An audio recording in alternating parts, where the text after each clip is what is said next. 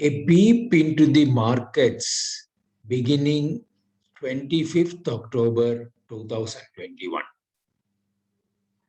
A sovereign default, a 2-day blackout because the energy companies did not have money to buy fuel. Inflation exceeding 600 to 700%. Banks not having dollars to pay to customers in a freely convertible economy. The black market exchange rate for dollars touching dizzy heights. I'm not talking. This is the reality from Lebanon, a country whose GDP is close to $8 billion. Can this be dismissed as an isolated calamity?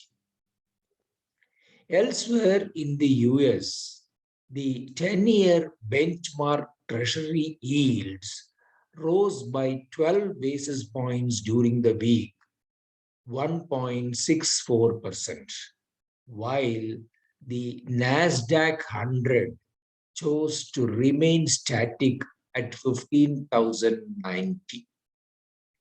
Similarly, Brent crude rose closer to $86 per barrel, while gold chose to remain static below $1,800 an ounce. The dollar index continued to hover around 94, to be precise at 93.61. Amidst these indications, the Indian rupee gained 48 paise to close at 74.90.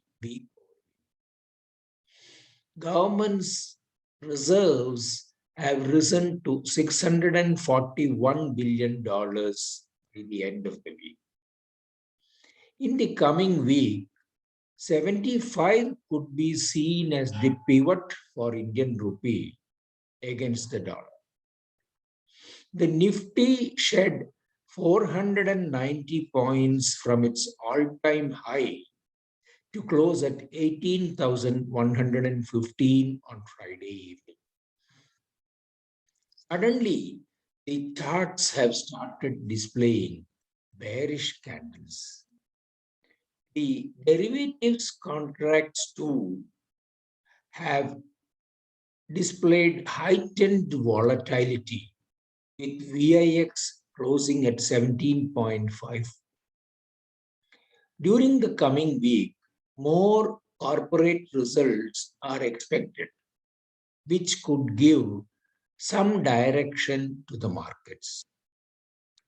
The Indian 10-year benchmark bond yield rose by 3 basis points during the week, 6.36%, while the 3-year IRS rose by 17 basis points to 5.09.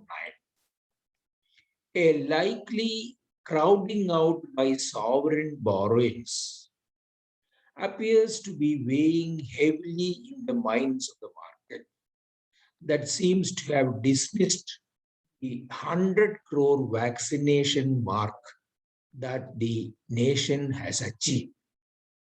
Have an interesting week ahead.